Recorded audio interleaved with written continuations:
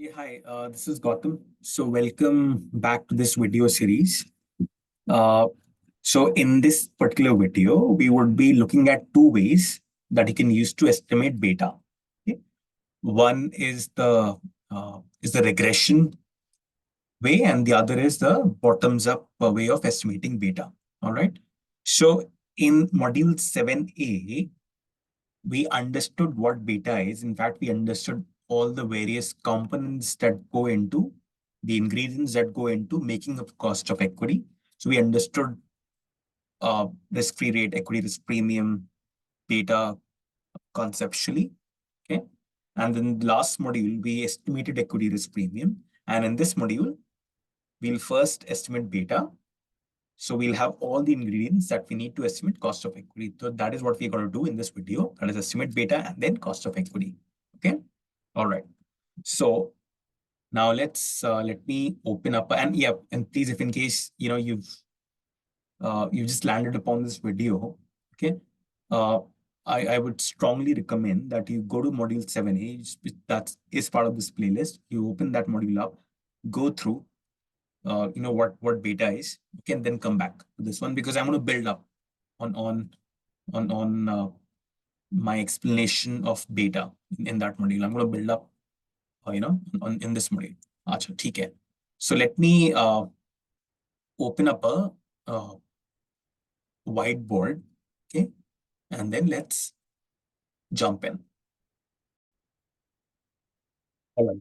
That is said, we look at two methods. One is we look at the historical method, and then we look at the bottoms up way of estimating beta. All right. Okay.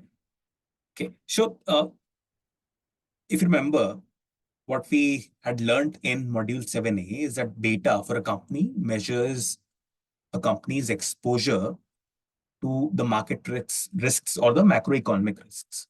Okay. That's what really beta measures. So in other words, beta measures a company's or an asset ka correlation, okay, or sensitivity, how sensitive the asset is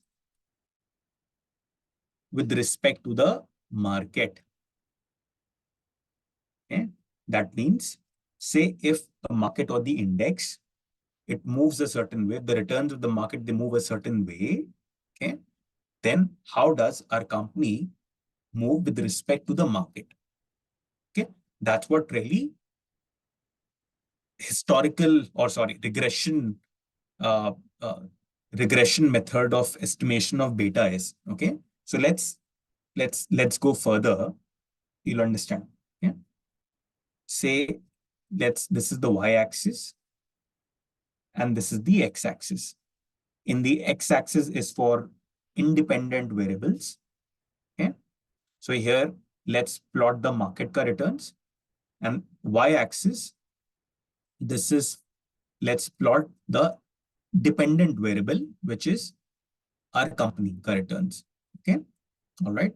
Now let's say if on a particular day or a particular week, let's say on a particular day, market, okay, it rose by 1%, okay, and our company rose by 2% on that very day. Okay, so this is, let's say, 1%. This is 1, and our company. So, okay, so this is how you would plot. This is return of the market, and this is return of our company. Next day, say, let's say, the market fell by -1%, and the company actually fell by -2%. Okay, so it may fall here somewhere. Next day, let's say the market, it rose by, let's say, 2%. Okay, and our company, okay, rose by 2%. Let's say it rose by 3%. Okay, so it would fall somewhere. So this point you would plot somewhere here.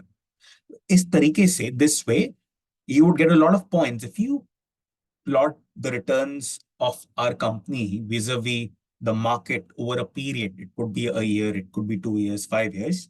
Okay, then you would get a lot of points here. As you would get a lot of points. Okay, all right. Okay. So what we need is, okay, now once you've done that, okay, when I say once you've done that, it's you don't need to construct this graph on your own. Excel or Google Sheet, they have these regression packages that will do this for you. Okay, but we'll get there. Okay, so once this charting or this plotting is done, then the next step that's needed is you need a line. You need a line that best explains or best fits the trajectory, best fits these points. Okay. Okay. And there's a regression method which is called OLS, ordinary least square method. Ordinary least square. Why it is called ordinary least square? Okay. Because this method of regression, okay, it constructs a line that is closest to all of these points. And okay, and how it does that? Okay, it minimizes the sum of the square distances between all these points and the regression line. Okay, so what it does is it minimizes, say, this is the distance of this point from the regression line. And for this point, the distance between this point and the regression line is this. So similarly, so how this line is constructed is it minimizes the sum of the square distances of all these points from this regression wala line. So that's how this line is constructed, just so that it's closest to all these points. And this is how it best fits all these points. Okay. All right. Now, what we said is beta is asset ka correlation or sensitivity vis-a-vis the market. Okay. So what beta really is, beta is the slope of this line. Okay. So in perhaps in 9th school maths, you would have studied this. The equation of a straight line is y equals mx plus c, okay, where c is the y coefficient. So c is this distance of, this distance, ca distance ho gaya. Okay, and m kya hai? M is the slope of this line, slope or tan theta. M is the slope of this line. Remember, like, we studied in ninth standard, I guess. Okay, so this slope really is beta. Okay, so this beta captures the sensitivity of our company's return vis-a-vis the market. Okay, all right. So again, so you could compute this beta using the regression method. You could compute beta itself two ways. One is, okay, we'll see. One is just take the slope of all these points. We'll see how to do that. And the other is run a regression. Okay. By both, you should get the same output, because essentially you are computing the slope. Okay. So let's do that. Okay. Let me open up the spreadsheet. Okay.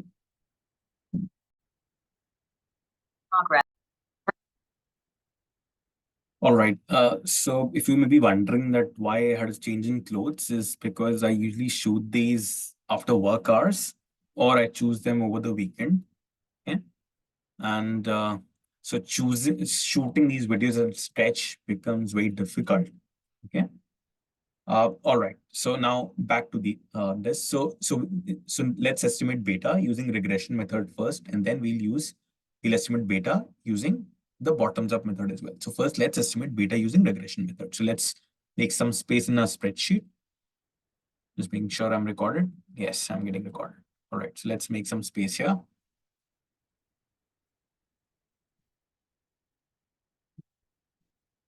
Let me call this beta. See, for estimating regression betas, you've got to make two important choices. First is how far back in time we need to go. That's one. And then with the returns that you choose, okay, returns, either they should be monthly returns, daily returns, annual returns, or or weekly returns. So you got to make these two choices. Okay. So for this company, I'm gonna go 5 years back in time. I can even go 10 years back in time. That's fine. Okay. But say if you go like 10 years back in time to pull out returns for estimating beta, the only risk that you run into is that if your company was altogether a very different company, say 10 years back, then your beta estimate may not really represent the true picture. Okay, so if it was a like very mature company, perhaps like Hindustan Liver, and there's feel free to go like 10 years back in time.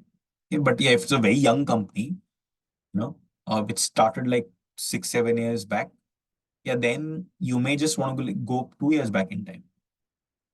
Okay, all right. So let's go 5 years back in time for this one. Okay, and the other choice is the frequency of returns. Okay, so since I'm going 5 years back in time, I'll choose monthly. So I'll have 5 times 12, 60 returns. Okay. If I choose daily, it will be like over 1500 returns, 365 times 5, right? So it will be over 1500 returns.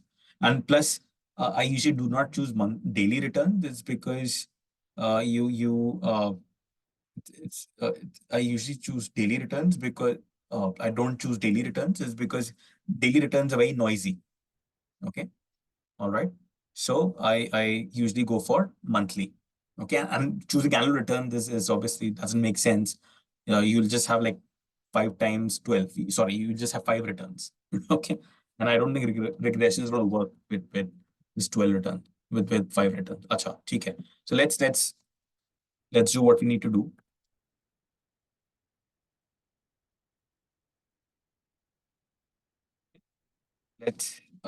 Let me go to open up a browser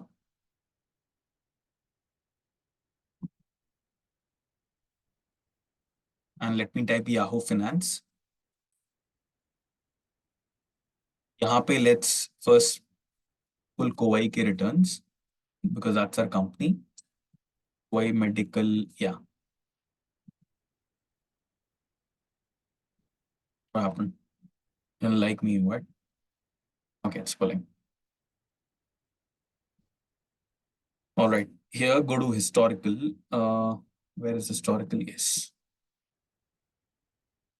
The last 2 days, the stock has moved a lot, by the way, because they announced the results. So when the results were good, so that's why the stock has moved quite a lot. Any which ways, so let's select monthly and let's choose time. Let's go 5 years back in time. ठीक है ठीक है तो ये हो गया और ये let's download it. So opening. So by the way, let's download the Sensex as well जब तक ये हो रहा है. BAC Sensex. Sensex में again let's go 5 years. I'm using Microsoft Edge and not Chrome because for some reason in my Chrome you can't download the Sensex ka return, which is like very odd because I've done that in the past. That's why I'm actually using Microsoft Edge, in case you guys are wondering. Okay. So you have the monthly return for Sensex as well here. Now let's download. Yahan pe now let's pull the what I need is the adjusted. Okay. So one thing is important. Okay. Let me cover that. Let me first pull this and paste it. So I just pasted Kowai ka returns here. Okay. And I don't need open, high, low, close. I just need adjusted closing. Why do I need adjusted and I don't need close? The reason is, see, when I said returns of the market, okay, I meant, what I meant was not only the index or the stock price appreciation, but along with that, any dividends, any buyback, everything should be a part of your returns. Okay. Now, in adjusted close, okay, your buyback is already, sorry, your dividend is already adjusted, has already been accounted for. Whatever your dividend yield is, that is already like baked in this adjusted close. but your dividend yield, but your buyback yield is not. Okay. All right. So if the company has done any buyback, then ideally we should be adjusting that buyback yield as well. Okay. All right. So, and same thing for Sensex returns as well. Okay. So let's pull the Sensex ka returns as well.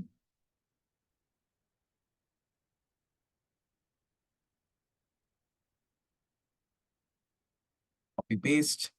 Now let me paste it. Yeah. I'm just making sure dates is correct. 62 count. Yeah, I think all the dates, I just want to make sure the dates are all fine. All right. Yeah, dates. Yeah, the count matches. So the dates are kind of aligned. ऐसा ना हो कि कोवाई की return की date कोई और है, Sensex की रिटर्न की डेट कोई और है. Dates should align. ठीक है, तो that's what I was checking कि total count is the same or not. So which is like a quick gut check कि the date of return of both these Sensex and and Kowai and company, they match. So I can delete all of this. Okay. So this is my Kowai ka return, and this is my Sensex ka, not return. Sorry, these are just closing stock price indexes. Okay. So Sensex as well. Let me show it to you. I took adjusted close. Adjusted close. If I hover my mouse over adjusted close, it says adjusted close price adjusted for splits and dividend. Okay. So it's already been adjusted for dividend.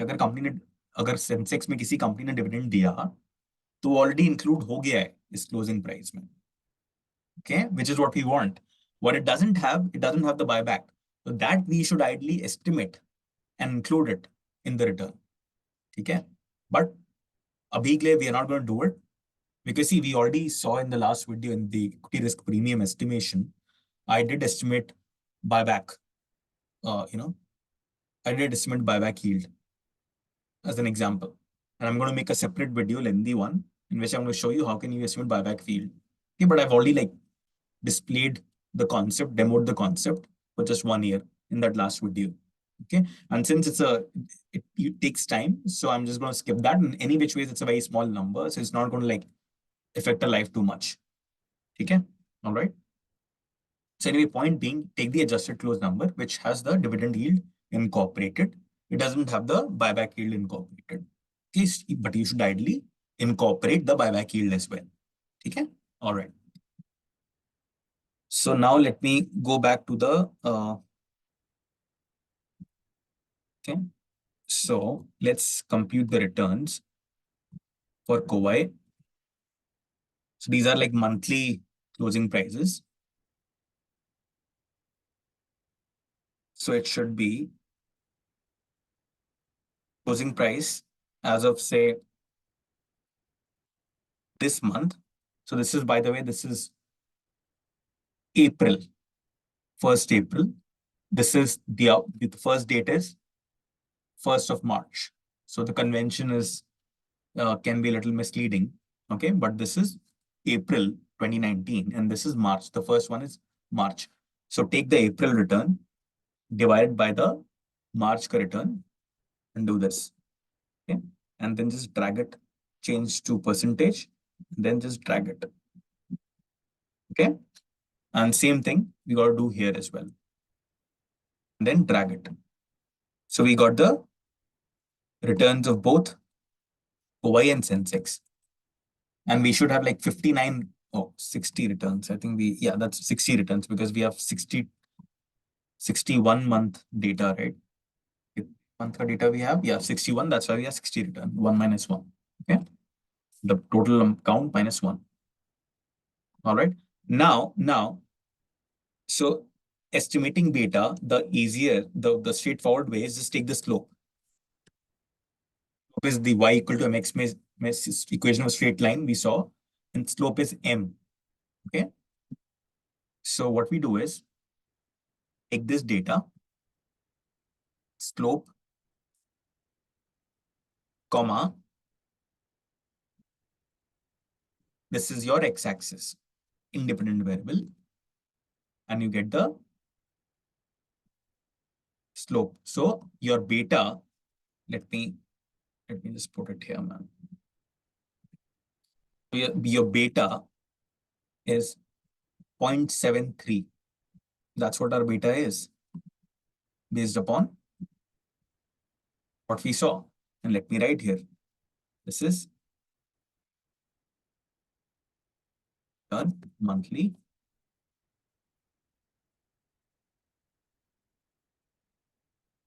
Yeah. And this is done.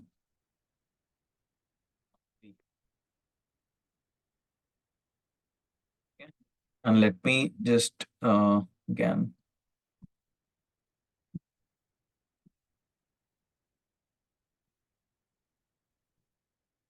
Yeah. Make it a little professional. I just want to make sure that doesn't looks professional. Yeah. Let me give this color, this blue color.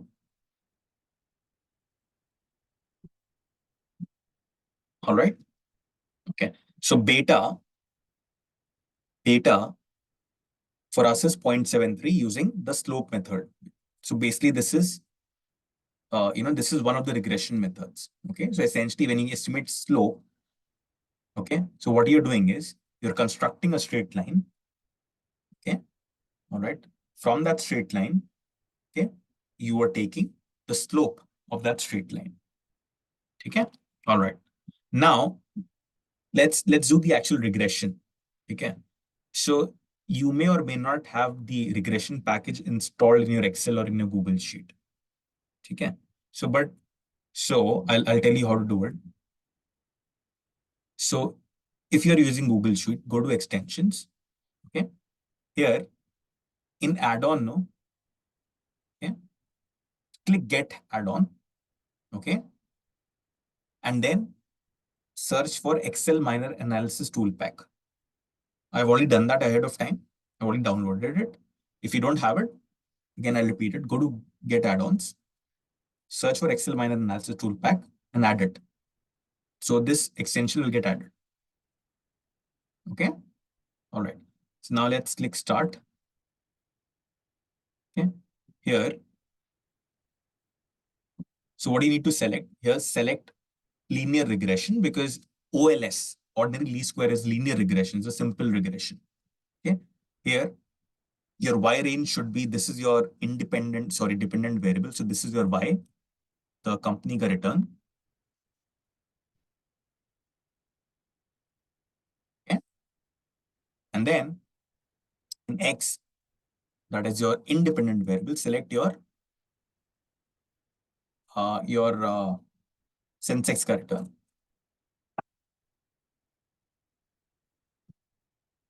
Okay. And then don't select anything else. Just click OK. Yeah, you got to select output range as well. So just give this address, cell G7. Okay. And then click OK. So it will do its magic now. Okay. So you see this ANOVA table. This is called ANOVA table, the regression table pop up. Okay. I tell you how you read that in a nutshell. Not going to spend a lot of time, but in a nutshell. So the value that you care most about is this one that we just saw. Let me just highlight this. This is your beta. X in the equation of a straight line, y equal to mx plus c. This 0.73 is the coefficient of x. This is the slope. This is what we had already calculated. So this is just reaffirming that our slope calculation, the beta calculation, was correct. Okay. So that is one. See, so that is one output that you need to take, you need to note of from this regression table. The other two outputs, two parameters that you care from this regression table is this R square. Let me highlight it. And the other is standard error. I'll explain both of them. Okay. Okay.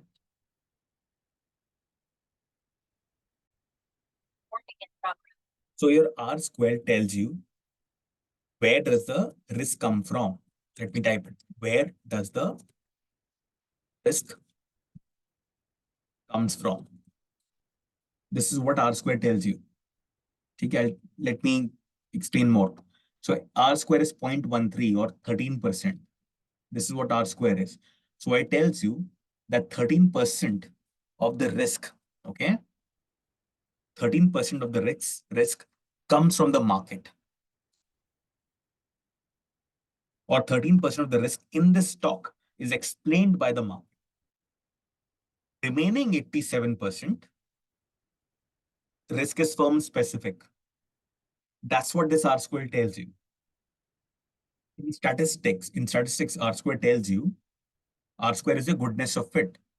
R square बताता है कि कितना अच्छे से आपका line fit बैठा है और एक्सप्लेन कर रहा है सारे पॉइंट्स को, कि कितनी अच्छी तरीके से आपका लाइन फिट हुआ है उन सारे पॉइंट्स में. That is what R square tells you. It's a goodness of fit. So in the regression, when you do a regression, you're not estimating beta, you would want a higher regression. You would want a higher R square.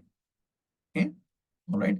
But you may or may not want a higher R square, in when you are, estimating betas. I'll cover that perhaps later, in not part of this series, okay? Because otherwise this video is going to get very long, okay? But for our intent and purposes, think of R square as where does the risk come from? 13% of the risk comes from the market. 87% of the risk is firm specific risk. Okay? All right. And what does standard error tell you? What does standard error tell you? See, it lets you put ranges on your beta. Matlab,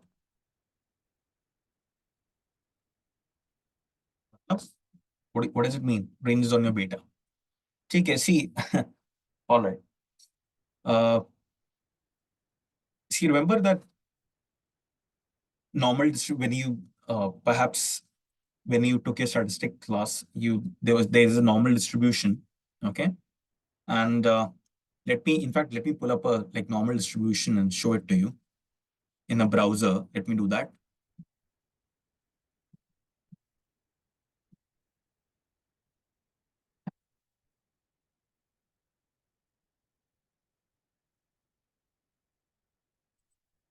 Hope my screen is visible. Yeah. Yeah. If you look at this chart, if you look at this image, what it tells, this is normal distribution. Mean is in the center. So it tells you at 68% confidence, okay, you have one standard deviation or one standard error on either side of the mean. Okay. Again, we can not getting too much into statistics right now. That's for a later video. Okay.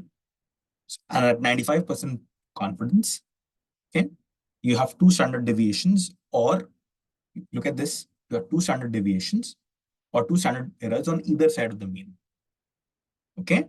So if we go back to our Excel, we have 0.100 some standard error.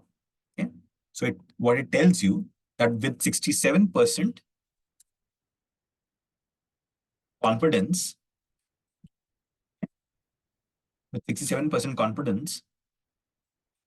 you have, say, on one side, say your mean beta is 0.73. Let me pull it here. Okay, this is what we got from here. Your mean beta is this. On one side, this side, एक side में 67% confidence, your beta is 0.73 minus 0.10, so it's 0.63. On दूसरे side of the mean, the other side of the mean, it's 0.73 plus 0.10. Okay, so your beta, the range is 0.63 to 0.83 with one standard deviation. This is with 67% confidence. Now with 95% or 68% confidence, sorry. With 95% confidence, okay, you have two standard errors on either side of the mean, right? So beach में 0.73 रख लो, okay, this side, what you have is 0.73 minus 2 times the standard error. And the other side of the mean, it's 0.73 plus 2 times standard error. Look at the range, man. 0.53 to 0.93. That's quite a range. In fact, so what it tells you that you're with 95% confidence, your beta could range from 0.53 to 0.93. That's a pretty high range, actually. Okay. So if you kind of discount your future cash flows with such a range, 0.53 beta or 0.93, you're going to get the range on your value of this particular business of this firm would be quite high. So that's why, see, this is just to explain you, okay? Because beta, they are thought to be point estimates when they are not. Okay, we'll estimate our value using 0.73, but I just wanted to kind of give you perspective. There is a range on beta, and they are not necessarily point estimates. Okay. All right. See, all right. So now let's see, this is one way of estimating beta. That's the regression beta. Now let's talk about bottom-up way of estimating betas as well.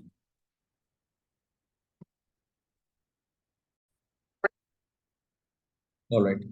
Now let's understand, before estimating bottom betas, first let's understand it. समझते हैं होता क्या है bottom up betas. So let me open up a whiteboard. Okay.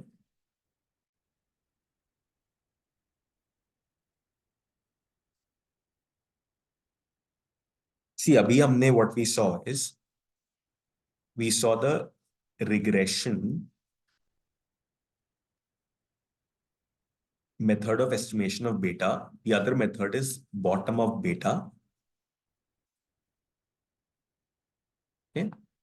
Okay. So regression beta में we just did this calculation for COI.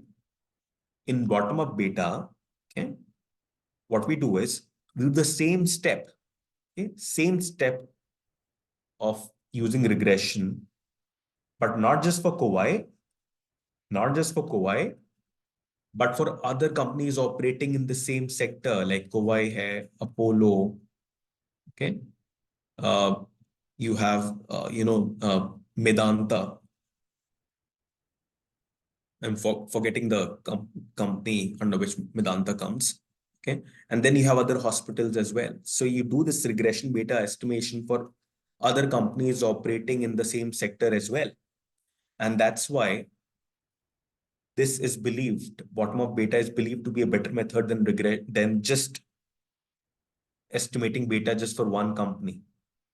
Because see, here in bottom-up beta, what essentially you're doing is you are getting a sense of how the entire sector is moving with respect to the market returns. Yahan pe, the focus was singular, was you just did it for one singular company, COI. But here you are doing essentially the same step for other companies as well. So that's why it is believed to be a better method. And the other reason why bottom-up beta is believed to be a better method is because in regression beta, when you just focus on COI, you had a range on your beta. Yahan pe you don't get into that.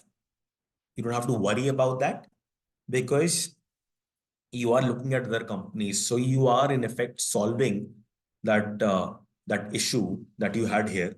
कि कौन सा beta ले क्योंकि range आ गया है हमारा. Okay, so that's why people just take the mean and move forward. But here you don't have to deal with that problem. Actually, there is also a statistical reason why you don't have to worry about the range. But again, not getting into statistics in this video, otherwise it's going to get pretty long. All right, so let's continue with our discussion. Okay, so bottom beta may you look at other companies as well. Okay, that's the highlight. Okay, now, okay, see this regression beta. Let me just remove this line. I think this is just okay. All right. See this regression beta may, okay, the beta estimation that we did is called levered beta. मतलब Okay. See, Kowai has both debt and equity. Okay. So the regression method that we use to estimate beta is called levered beta because it has the impact of Kowai's capital structure, Kowai's debt as well, which is obviously a part of the capital structure. Okay. Say if Kowai did not have any, if our company did not have any debt, okay, so whatever beta that we had estimated, so in that case, the levered beta would have been the same as unlevered beta. All right. Okay, what is unlevered beta? See, yeah. See, levered beta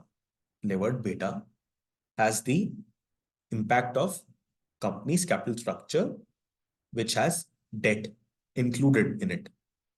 Unlevered beta, okay, may what you do is, see, unlevered beta, may you remove the impact of debt.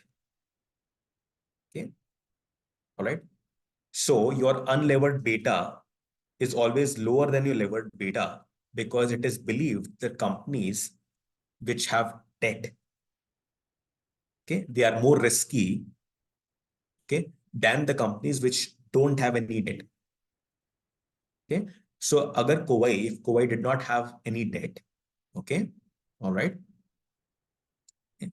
then the beta that we would have arrived at would have been lower than what we arrived at right now. Okay. So unlevered beta, if you have to estimate, if you have to back it out from your levered beta, which was 0.73 in our case. So how you do that? Unlevered beta is 0.73 into 1 minus, sorry, 0.73 divided by 1 minus, so 1 plus 1 minus tax rate times debt to equity ratio.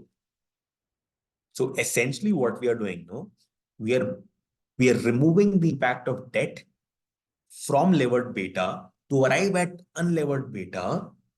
And you see unlevered beta would be lower than levered beta because as I said, okay, because if firms do not have debt, they are perceived to be less risky than the firms which have debt. Okay, so that's why unlevered beta is lower than levered beta. Okay, all right, so that is one concept. Okay, लेकिन जब भी regression से जो आप estimate करते हो, that is always your levered beta. Okay, all right. Now back to bottom of beta. So bottom of betas may what you do is, okay, you estimate levered beta for all these firms. Then take the average. So you arrive at the average levered beta. Some people like to take median as well, and we'll get into the estimation. But first, just understand the concept. So you take the average levered beta for all these companies. Okay. Then what you do is this average levered beta, no, you use that average levered beta. Okay. And from that, okay, you remove the impact of debt of this entire sector. Okay. तो पूरे sector का जो date है आप उससे पूरे sector का जो डेट है ये पूरे सेक्टर का डेट है okay use that debt to equity ratio here पूरे सेक्टर का okay and remove the impact of पूरे सेक्टर का date from your average levered beta to arrive at sector का unlevered beta.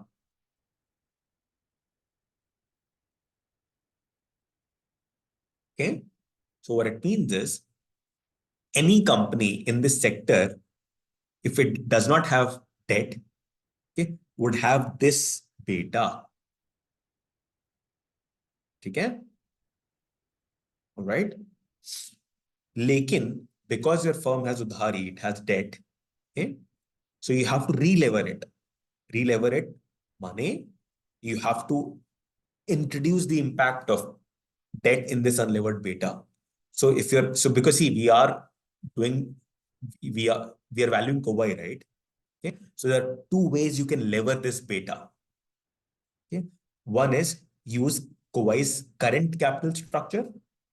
current debt to equity ratio to lever it back, or if you have a sense of what could be Kowai's capital structure in the future, then you re-lever this unlevered beta using future expected capital structure of Kowai. अभी देखते हैं समझते हैं sir ठीक है all right don't get confused अभी देखते हैं sir all right so let's go back to the spreadsheet and do this calculation and this will be clear. All right. So now let's make some space in a spreadsheet for bottom-up beta. Call it. So basically calculation of beta for peer group. All right. Okay. So let's just use the same structure here. Okay. Beta peers. Okay. All right. All right. See, so first thing that we need is we need the list of companies. Okay. Then what we need is we need their market cap. I'll tell you why. Okay. We need their debt, the debt to equity ratio, right? And then debt to equity ratio. And then we need to estimate for each of these, we need to estimate a levered beta, that is a regression beta. Okay. Let's call it. Okay. I'm just putting the columns here. Okay. All right. So let's do it. Okay. So let's go to screener. So let's open screener, okay, and look at the peer group, okay, for Kowai. So I have that open. So let me just scroll down. Okay. So you see a bunch of hospitals. Okay. Apollo, Max, Global Health. I think Medanta is part of Global Health, Fortis. Okay. See, and then what I've done is I've pre-selected what columns I need. I need market cap and I need debt. Okay. All right.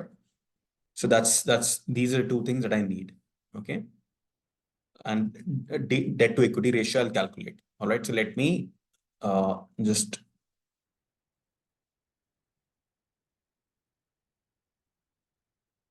let me do this.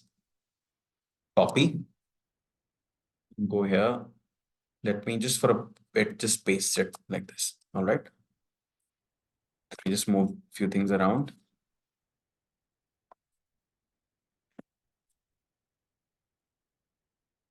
So we have a friend Kowai as well. Sorry. Moving. See, I see Dr. Lal Path Lab. See, that isn't to diagnostics. It's not a hospital. It's not a healthcare provider per se. All right. So I'm going to remove it. Okay. Right. Instead, and plus just one thing more. I don't need current market price. I care about market cap. So let me put it in the market cap column. I care about debt. So let me put debt in the debt column.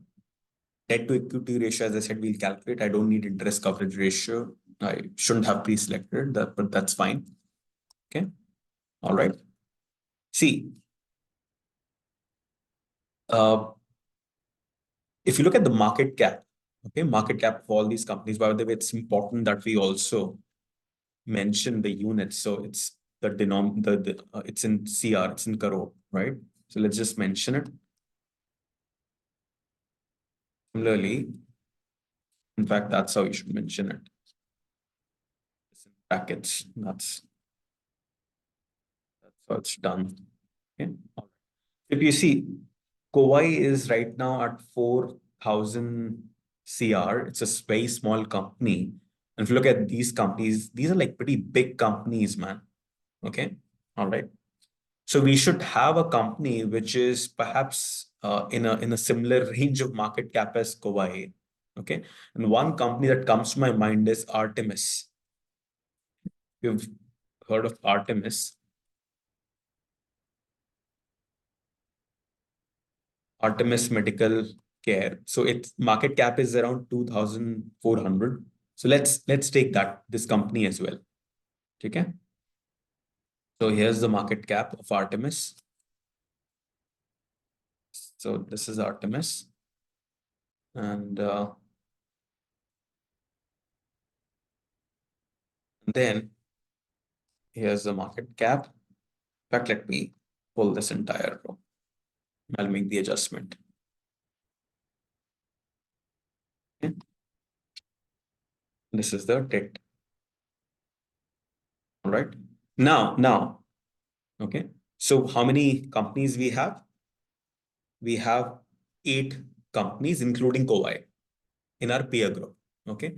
This Artemis is kind of staring in our face. So let's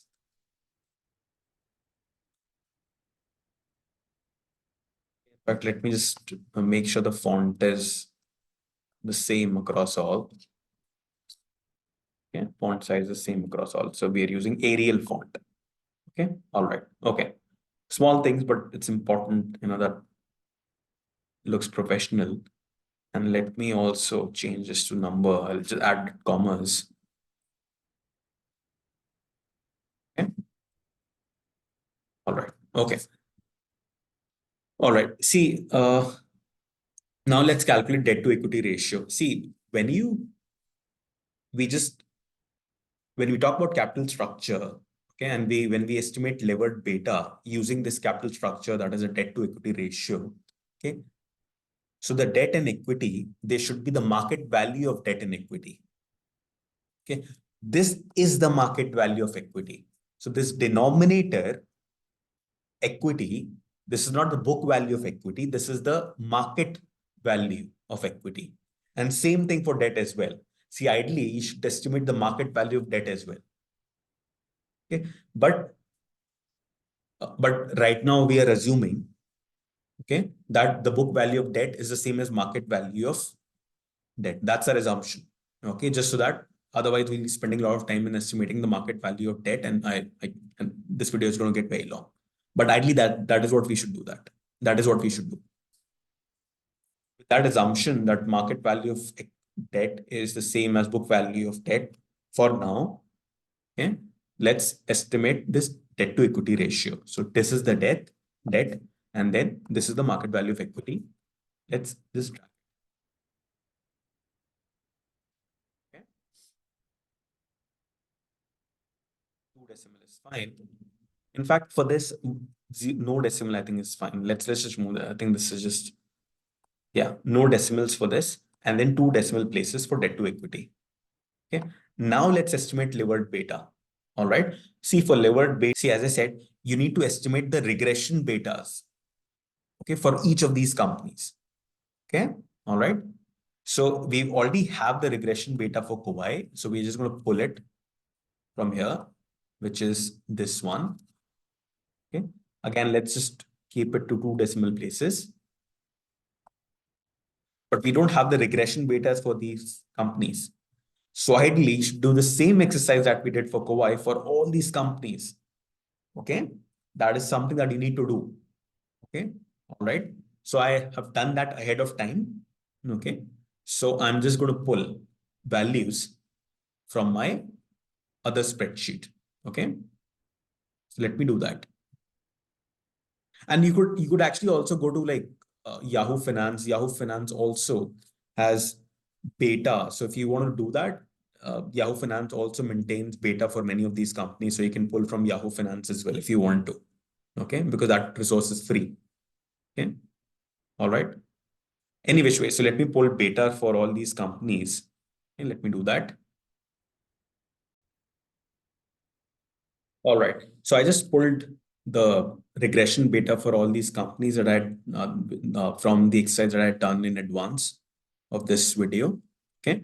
So if we see one observation that Artemis, which is a small company, which is of similar scale as Kowai, its beta is pretty high.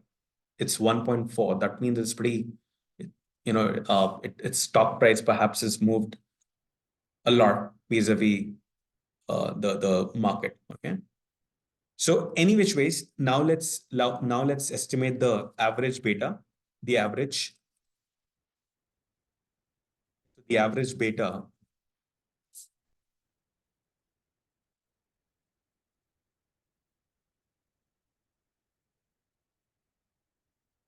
is 0.69. This is the average levered beta, and let me highlight this. Okay. You know what? And let me remove this. Okay, so this is the average beta for all these firms. Okay, and what is the average debt to equity ratio?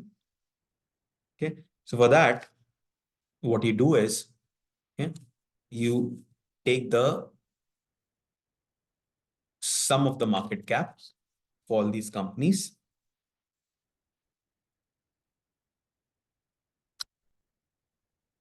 Take the sum of debt. Okay, and then in this total, to debt by equity. Okay. So your debt to equity ratio, average debt to equity ratio is 0.05. Okay. In fact, let me use the word sector here. So your sector beta levered, sector beta levered beta is 0.69. Okay. And then we saw that we need to unlever this beta as well. So our unlevered beta would be, okay, let's take a look at the formula. Okay. And see, for unlevering the beta, you need the tax rate and you need the debt to equity ratio of the sector. So we have the debt to equity ratio of the sector, but we don't have the tax rate. So let's just put a footnote down the bottom. So let's take the tax rate as 25%, which is the long-term tax rate around that range, 25, 26%. Okay, let's take that. Okay. All right. So our unlevered beta, okay, is levered beta divided by 1 plus 1 minus tax rate times the sector debt to equity ratio. This 0.05. Okay. So our unlevered beta, as we expected, is lower than our levered beta. So this is the sector, right? Okay. So now let's just mark sorry, apologize for that.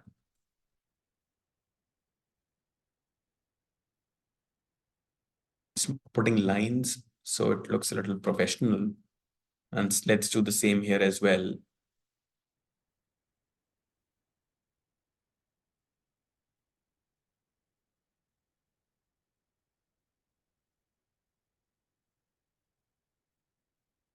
Okay. And yeah, so the sector beta is what we've extracted. So I'm just, okay, all right. Okay. Now, what else do we need? We have the sector beta. I said we also need the capital structure of Kowai, right? KMCH. Capital structure. Okay. Now, capital structure, one is the current capital structure. So what is the current D ratio? Debt to equity ratio. The current is for Kowai is 0.10. Okay. What is the future D ratio? We do not know. A lot of people in future DE, what they like to do is they just estimate the sector debt to equity ratio is the future debt to equity ratio. That's what they do. But what I've seen after working in the industry for a few years is that that may not be the best thing to do. That's a subjective call that you need to make. Okay, if you really believe that over a period of time, far in the future, your company, okay, would behave as, would have the capital structure of all these companies which make up the sector, yeah, then perhaps you can take this DE ratio. Okay. All right. If you really believe that your company would evolve into, say, a company which is of perhaps of the same scale and size as Apollo Max, which are like pan-India big hospitals, then yeah, take 0.05. So take the sector debt to equity ratio. You can do that. If you take that assumption. Okay. But ideally, what you should do is, okay, because you would be in your valuation, okay, you may have to project out future debt issuances, future capital structure of this company any which ways. So ideally, you should pull the future capital structure, future D ratio, okay, when you project out the cash flows for this business. Okay. And until now, we haven't really projected out debt for this company. Okay. Once we do that, then we can replace the future DE ratio with a more COI specific future DE ratio. But right now, we've just assumed that this is future DE would mirror that of the sector. Okay. All right. Let me just put some lines here.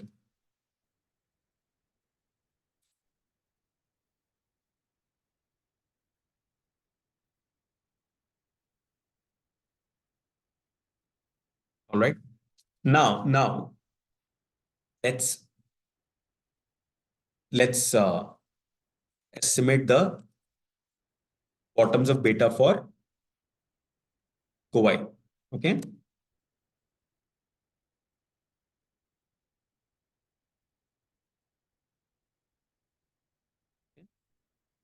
fact, let's write bottoms up.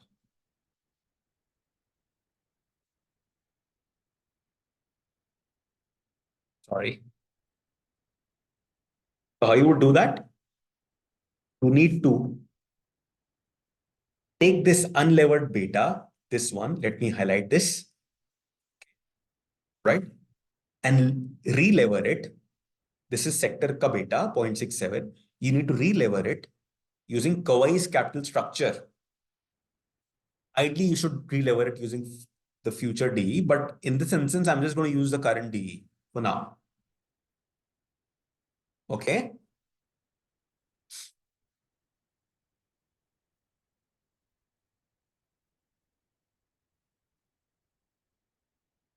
So what's the formula?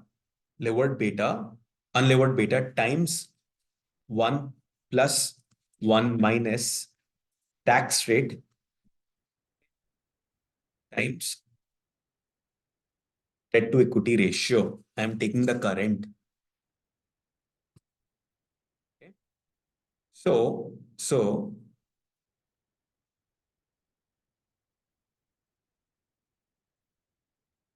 a levered beta from this method is 0.71, which is very close to 0.73, which is the beta that we estimated here using regression.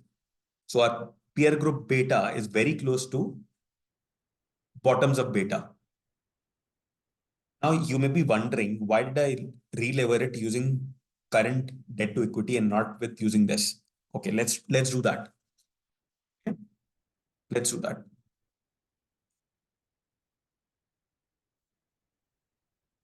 Unlevered beta times 1 plus 1 minus tax rate times future debt to equity, which is the sector debt to equity. So what you saw, what happened? What happened? My levered beta, when I levered the sector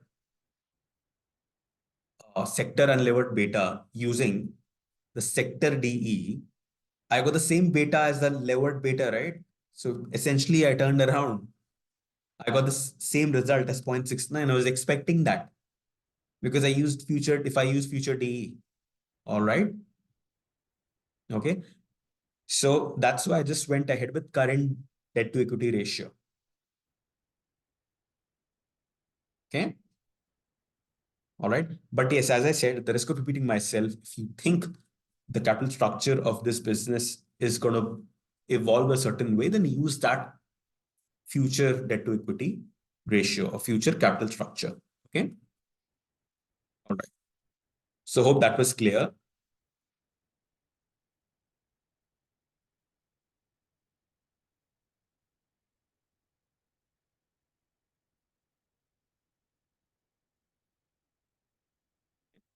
All right.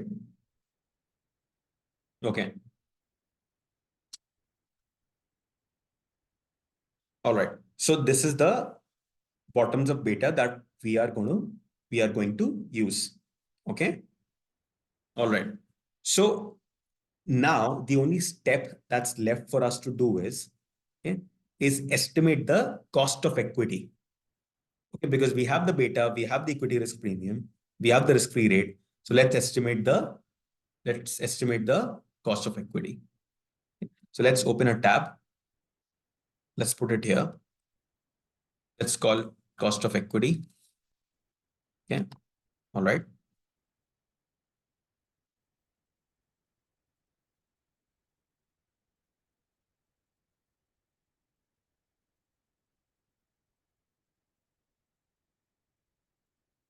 Call it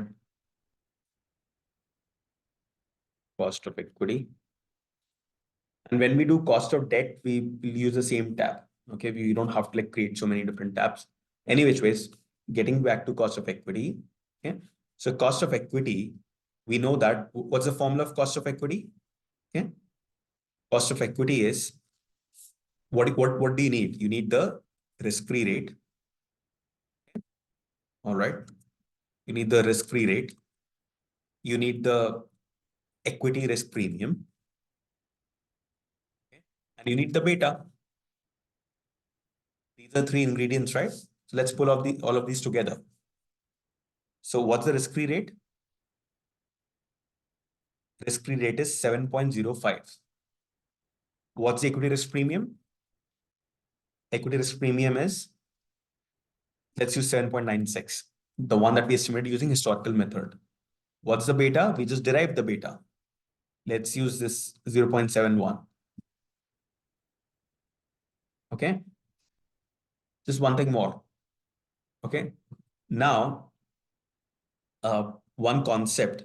Okay. Now, this risk-free rate, if you remember in the last video, when we looked at equity risk premium, okay, we also saw that the risk-free rate, which is the 10-year government bond yield, okay, for India, okay, since India, it does not have a AAA rating. So there is a probability of default. There is a credit risk which is embedded within the 10-year government bond. Okay, so ideally we cannot take the 7.05, which is a 10-year government bond, as we cannot consider it totally risk-free. There is some risk which is embedded within it. So we should be backing out. Okay, the credit default spread, which is embedded within this risk-free rate. So let's do that. Okay. So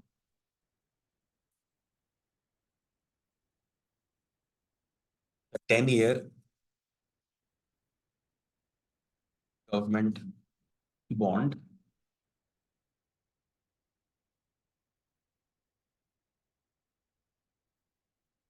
is 7.05%. Okay. What is the credit default spread which is embedded within this? Let me first change to percentage. If you remember, okay, we looked at that as well. That is 2.39. So I'm just going to pull this information. Okay.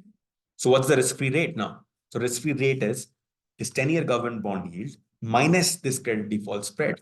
So this is the risk-free rate. This is the ERP. This is beta. So what's the cost of equity now? So cost of equity is the risk-free rate plus beta times equity risk premium. So our cost of equity is 10.34. That's the cost of equity that we're going to go ahead with to discount provide future cash flows to equity. All right. Okay. Now let's just put some comments and some sources here. So sources, let's put the same source.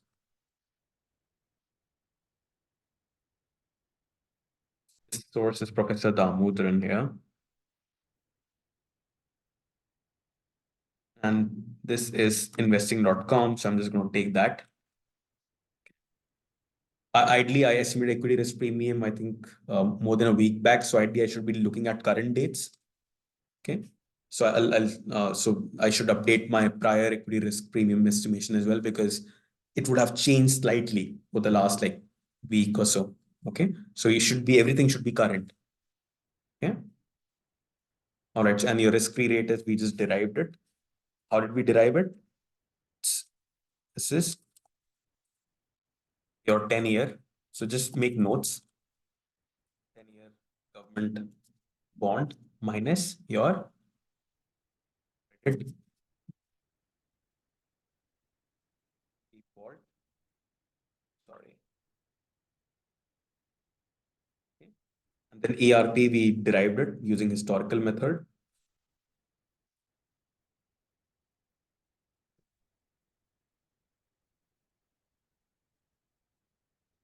Just write all this. This is very important. Notes are very important. And beta derived using bottoms-up method.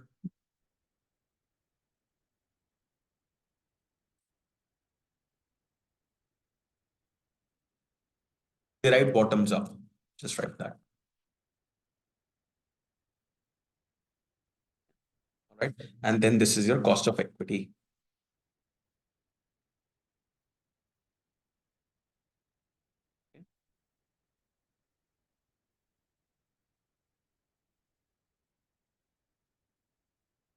In fact, can I just copy it here? Let me do it this way. Sorry about that.